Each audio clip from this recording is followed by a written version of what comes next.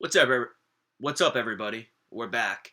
This time for a Week 8 review of the slate that was yesterday, Sunday, on Draftkings. This is the Week 8 of the NFL season, and I gotta say, guys, first of all, before we get into all this stuff, if you enjoy the content, like the video, subscribe to the channel, and leave a comment below about what you hit on, what you missed on this week.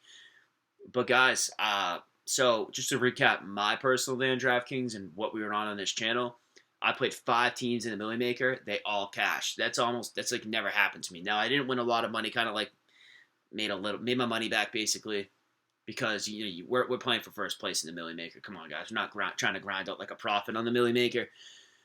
But man, we were on a lot of good stuff this week, man. We did miss in a couple key places. Um, something I might start doing, man, is I might start looking at the winning lineup and start trying to like review and compare what we were on compared to that. I think I'm gonna do that this video, but we'll do that in a little bit. First of all, I just want to talk about the slate that was. So, guys, guys, this season revolves around receivers. We've talked about this before. Don't feel the need like seasons past to pay up for the workhorse running backs. It's a different season this year. Yesterday, you needed 3 guys that we talked about on either the breakdown video, and that's why it's so important to stay updated with the comments of the breakdown video, because so much news breaks during the week. Like when we got news that Dory Jackson was going to be out for Tennessee, that should have put us on Mike Evans more aggressively. Now, I was talking to one of the subscribers, I believe it was Ryan, down below, and we were talking about that game. And guys, we said there was good, juicy fantasy value in that game. Now, I think we should have been more on Mike Evans in that spot. I kind of got locked in on Chris Godwin, and when that news broke, I kind of like didn't want to get off it. Evans was a clear play right there. Clear play. But we were on that, guys, because we said we're not afraid of the Tennessee secondary, and we were correct about that. That bull crap stat, excuse me for swearing, about how they haven't let up a 100-yard receiver. That's just because they haven't really played anybody yet. Okay, so we were pretty on that. We were on Kenny Golladay. That hit. Took a little while. It was a little dicey in the beginning, but that hit. Cooper Kupp. We talked about Cooper Kupp. I'm not going to pretend like he was a guy I was putting in on my teams. D.D. Westbrook killed that depleted Bengals secondary from the slot. So if you're going to attack Cincinnati, attack it from the slot. But this is 2 weeks in a row that they've been beaten up by slot receivers, so I'm attacking them with run. They're going to get roughed up by the run pretty soon. But guys, the thing about that, Kupp is the engine of that offense. Just remember that. He is the engine of the offense, and Woods is a secondary. And then it's like, don't play Cooks unless he's like below like 4,500. Cooks is, I don't know what's going on with him. But anyways, Kupp I'm not as mad about as Evans, because Kupp was $7,500. That's a lot of money, man. That means his ceiling this season, I think, was 34 points. Like, the Bengals haven't really been getting killed by receivers lately. They've really been getting roughed up by the run. But what are you gonna do, man? You know what I mean? I did say in the breakdown video I wouldn't stop anyone playing Kupp, so we saw it. You can't play everybody. You can't play everybody. But those are the 3 boom, boom, boom receivers, dude. I played Adam Humphries on every team. I don't hate the process of the play, because we said that someone on the Tennessee pass catcher is gonna have a good game. It was Jonnu Smith. Makes sense. At home, one of those crap, not like bad players, but kind of like a young or inexperienced or like a role player. Those guys go off more at home than on the road. But there is a guy this week, later in the video that we're on this week, that we're going to talk about later in the video in the preview to next week. Wink, wink. So, the tight ends yesterday were rough. I mean, we got on Kittle kind of late. Listen, if you watch that game, George Kittle should have had a monster. George Kittle's going to have a monster game sometime in the future. Could be this week. Man, he's been getting unlucky. He's gotten like 4 touchdowns called back this year. They were forcing him the ball in the opening couple drives when the game was competitive. What are you going to do? Tough break. Tevin Coleman, I didn't really see that. I did tell a buddy of mine in season-long fantasy that I thought Tevin Coleman could be a good ad last week. But I'm not going to pretend like I was on Tevin Coleman. I really wasn't. But I was on Coleman last week against Washington. But, I wasn't on that this week. What are you going to do? What are you going to do? I should have seen it. But I thought the Panthers were going to come to play. But you know, it doesn't matter what I think, man, because you're never going to get all your angles correct. That's why you differentiate guys and you play things you feel really. Like last week, I felt very good about Kenny Galladay. I felt great about Kenny Galladay. When this guys, and another thing, and that hit. So I had Kenny on every team with paired with Stafford, who was a little higher owned than I would have hoped. But what are you gonna do, guys? I hope you guys forgive me because when the news broke that Kamara was gonna be out, and Latavius was 5,800 on DraftKings, Latavius became the lock of the slate, and I hope people went to that. Okay, I sometimes on Sunday mornings and late, like when I wake up, I'm trying to piece my teams together and get information, and I don't remember to come on there and update my final plays. Because I was on Carson, but then I pivoted all my Carson to Murray because he was cheaper, and that should have allowed us to pay up at receiver. And I play Cam Brate on every team. Almost every team I had Ingram on one, Kittle on another, and then Brate on all the others. I mean, what are you gonna do? What are you gonna do? Brate didn't have like a terrible game, but he didn't score a touchdown, which killed him. I like him again this week though. We'll get to that later.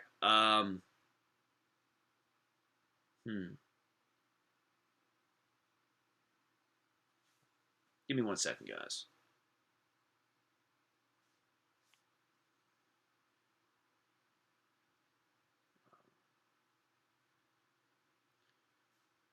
Hold on.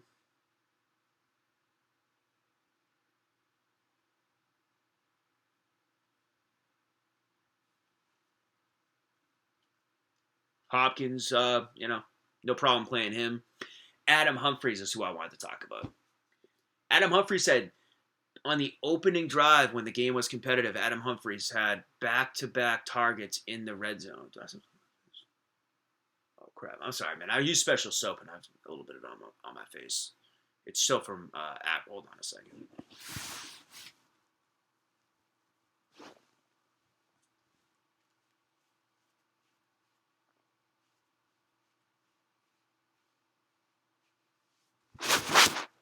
Sorry about that, guys. I use special soap from Africa, and it's black. When I scrub it on my face, sometimes it stays on after I take a shower. So, sorry, guys. Anyways, we talk Adam Humphries. Adam Humphries had 2 back-to-back red zone targets on the opening, like inside the 5 or 10 on the opening drive when the game was kind of, getting going. It looked like they wanted to get him a touchdown. It looked like they did, but he missed on both of them, and I think the touchdown went to Jonnu Smith. So what are you gonna do? Oh well, boo-hoo. What are you gonna do? David Montgomery. Okay.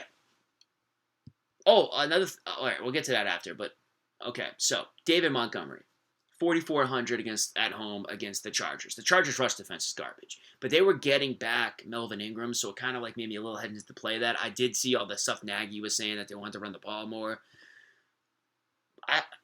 I'm not sure how good I think Montgomery is. I'm not positive. I'm not gonna be running to play him, at an elevated price tag now.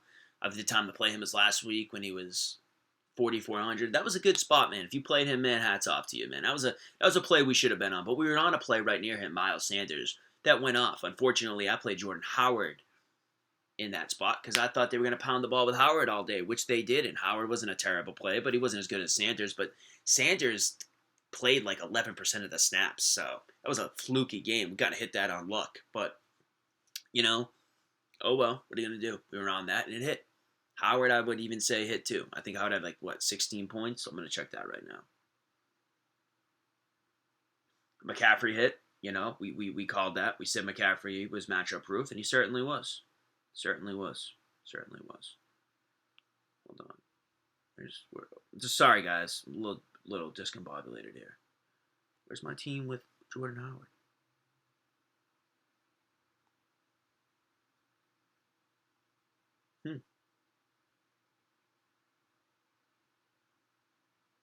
No, I definitely played him on a team.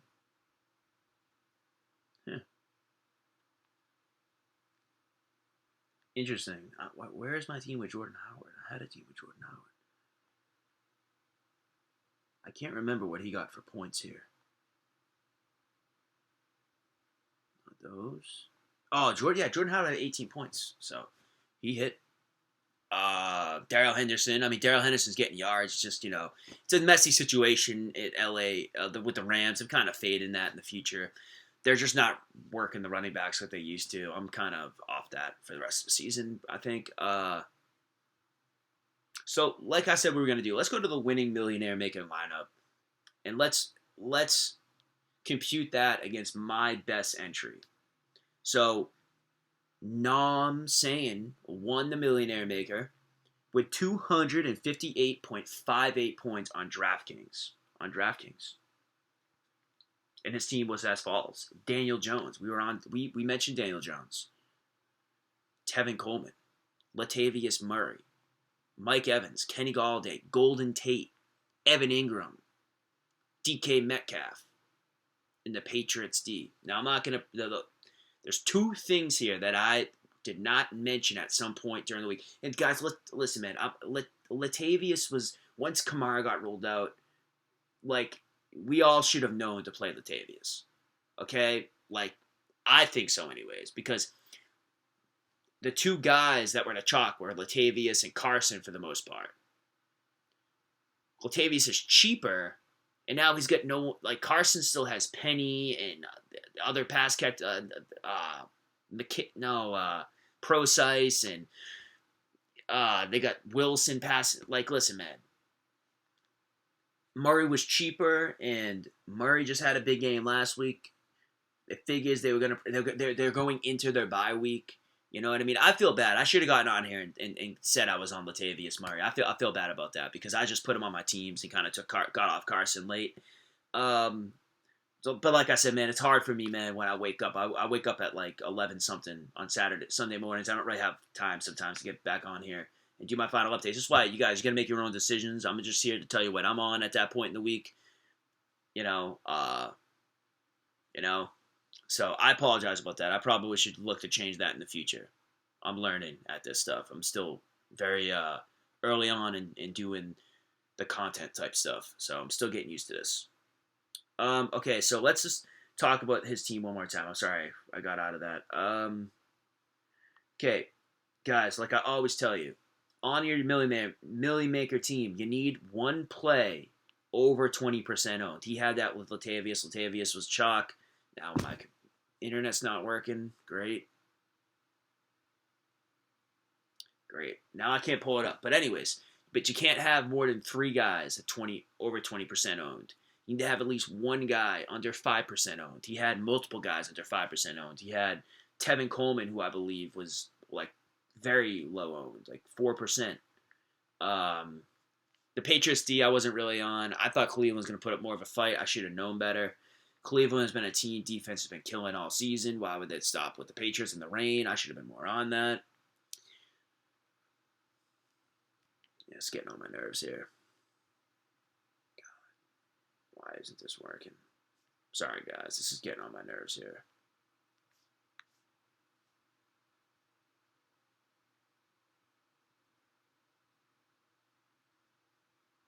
But guys, we were on everything. That DK Metcalf didn't have a great game. He had a fluky 2-touchdown game.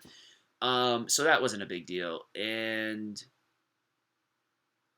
yeah, I mean, listen, guys, like we said, you need to be on the big receivers. Golden Tate didn't really do much. It kind of just was a piece on his team. I wish I could do the comparison to my team, but my phone is not working right now. I don't know what's going on. I don't know. My internet's broken or something, but what is going on with this, man? Hold on, guys.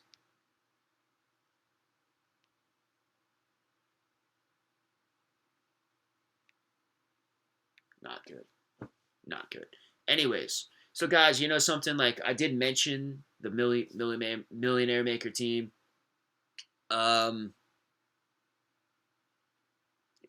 I mean, we pretty much talked about all those plays other than Tevin Coleman and the Patriots defense. So I'm gonna try to do that next week. We're having some technical difficulties here. My best team, I think, was 186. I believe was my best team, which would have put me at. Oh, it's 188. 188 was my best team, so I was about 70 points away from the million, which basically, uh, you know, it's pretty close. 8,000th place. It's not too bad. My best team was as follows: with Matthew Stafford, Saquon Barkley, Latavius Murray, DeAndre Hopkins, Kenny Galladay, Adam Humphries, Cameron Brate, Melvin Gordon, and the Eagles defense. My best team, it wasn't a terrible team. Of course, I missed on Melvin Gordon. That should have been David Montgomery. Cameron Brate should have been Jonnu Smith. And Adam Humphries probably should have been Darius Slayton, but that's wishful thinking, man. I mean, Darius Slayton, that was a fluky game. He's not going to do that again. We've talked about him on this channel before, though. Okay, so now I get the Millie Maker team back up. So, guys, we're going to say this one more time. They're going to move on to the preview of next week. So it was Daniel Jones, Tevin Coleman, Latavius Murray, Mike Evans, Kenny Galladay, Golden Tate, Evan Ingram, DK Metcalf, and Patriots D. He did a Daniel Jones double stack that didn't even hit. It was Daniel Jones to I say hitting, meaning it ends with the flame next to it. Golden Tate and Ingram had average games. Okay? He had 5 guys. 1, 2, 3, 4, 5, 6. He had 6 guys in with flames. I had 4. Daniel Jones was 1% owned. Okay? He had 2 cheap running backs with Latavius and Tevin Coleman. 2 guys in the 5 to 6K range. Hit their ceiling. And it allowed him to pay up for Mike Evans and Galladay, which were guys we talked about. He didn't have Cooper Kupp, which is interesting here, man. His next 3 plays didn't even hit their ceilings, but he was so correct about, guys, to win the million, you don't need a perfect team. You don't need a perfect team. It's just you got to follow the rules of the season here, man. Unless it's a beast matchup like there's one this week, paying up for running backs this year is risky business. And I think this week I'm going to be very interested to see what the ownership of one of the guys I'm on this week, because he's expensive and I'm breaking one of my rules. Might come back to bite me, but I don't care because I think he's going to crush in this matchup. All right. Like I said, guys, in the Patriots defense, that was 16% owned. Silly me, I thought Cleveland was going to show up to play. They obviously didn't. What would have made his team? His team would have been perfect if he got off of Evan Ingram with the Jonnu Smith and then paid up for Golden Tate and got up somehow up to Cooper Kupp. I don't know if he could have done that. Yeah, he could have. And then it could have elevated the Metcalf to, who cares? It doesn't really matter, man. I mean, the big thing he did was he should have just paired. He should have paired. I mean, with Slayton, but that's wishful thinking because that's hard to do, man. I mean, what I'm trying to say though is the guys he double stacked but didn't even hit. So, but Galladay certainly did. We were on him. We should have. Mike Evans was 8% owned at 6,600. I feel stupid for not being more on that. Cooper Kupp I can live with. That we should have been on that play. And with that being said, guys, this is I think 3 weeks in a row we've done pretty good here.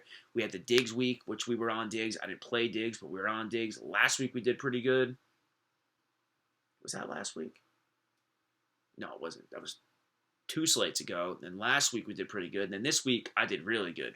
So I'm feeling pretty confident right now. I'm not gonna try to jinx myself here because we all know we're gonna have weeks where we stink. And what we do is we just brush those off to the side and we move on to the next week. So let's get on to the slate ahead. First game up, we go. All right, we're not gonna do every game, but I'm gonna brush some. Washington at the Bills. On the Bills, I like Josh Allen to John Brown. Boom. And the defense is in play here. Minnesota at Kansas City, man. Man. I think Kansas City is one of those teams, man. Like Philly is against the pass. That's just, you play running backs against them. I know we've said not to pay up. Yeah, Dalvin Cook's 9,500 this week. But guess what? I'm eating the price tag because Dalvin Cook is a beast and he's going to crush. I think let me calculate this out real quick. He's 38 points to hit value. I think he can do it.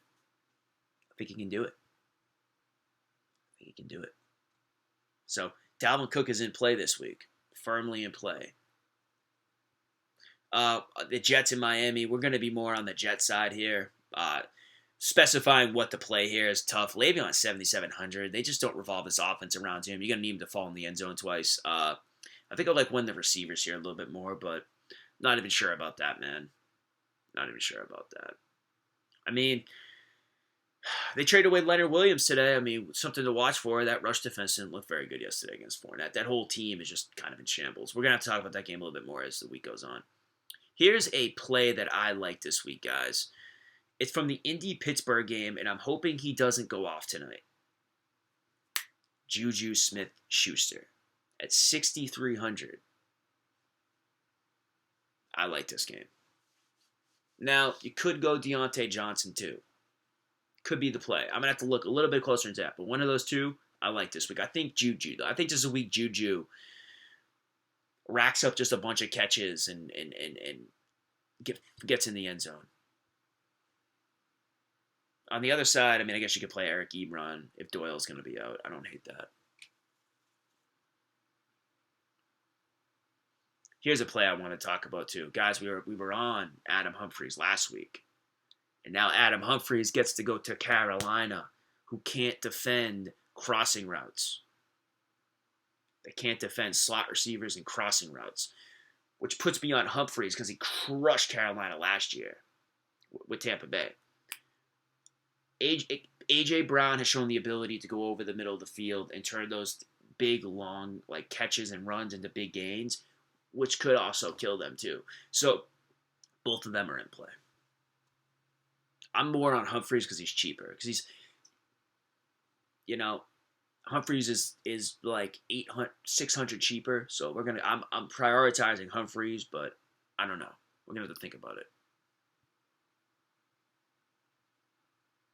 Here's another game, Tampa Bay at Seattle.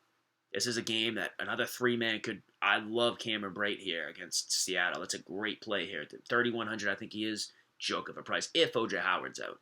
Running it back, it's tough. At first, man, I was more on DK Metcalf.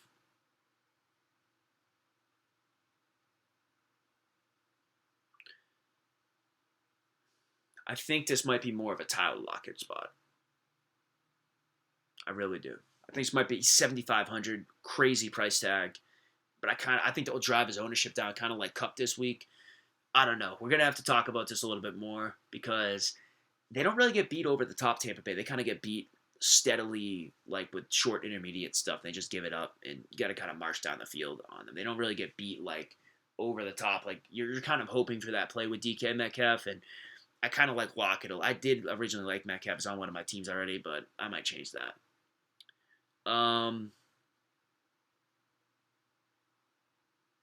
Another game I wanted to talk about in here.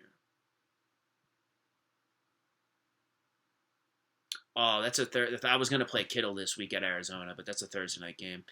I like this slate, man. This is kind of an uglier slate. I like these slates. It's kind of an ugly slate. I like this.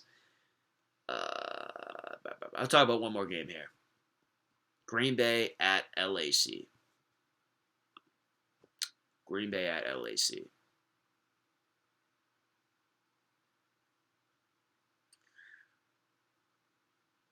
A lot of people are going to play Aaron Jones here, man. Off that big performance on Sunday Night Football. Wonder who I like here? I like Melvin Gordon at 5K. I think Melvin Gordon is a decent play here at 5K. He's not good. I mean, so those are the two guys I like in this game.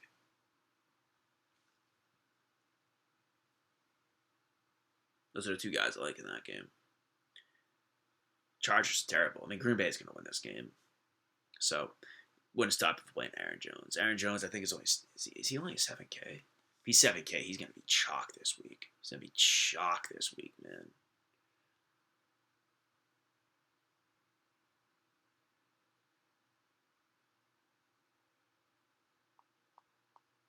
He is only 7K. He's going to be high on this week. Very high on. There is one more play I do want to toss out there, guys.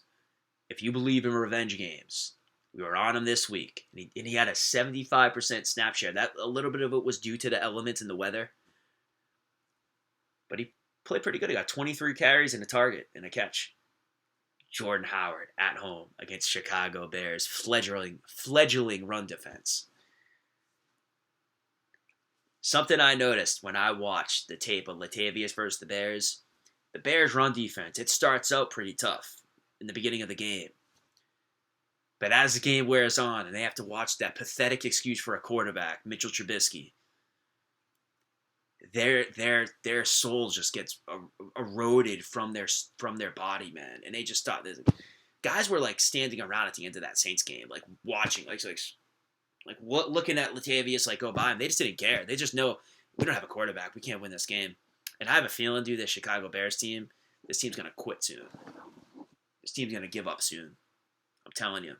Jordan Howard this week, 5,100 revenge game narrative.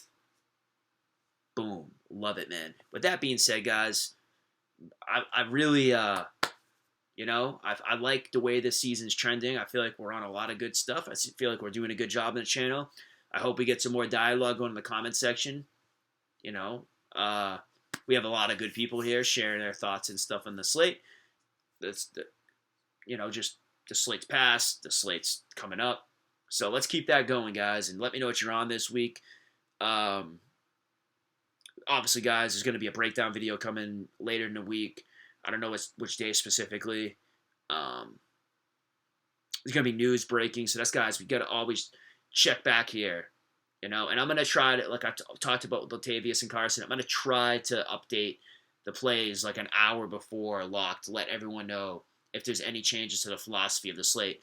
And guys, I try to make the Saturday write-up update like as quick as possible. And I know sometimes they are kind of long, but there's not much being said. A lot of it is just like, you could go here. There's not a lot I'm specifically saying, I love this. I try to make that as thin as possible. Everything else just kind of information, just kind of like observations and stuff. With that being said, maybe in the future, I'm going to separate it from things I am 100% on to things I'm kind of iffy about. Maybe I'll do that this week. And I'll try to update that on game day. If anything changes, if anything doesn't change, we won't update it. Once again, I apologize about that.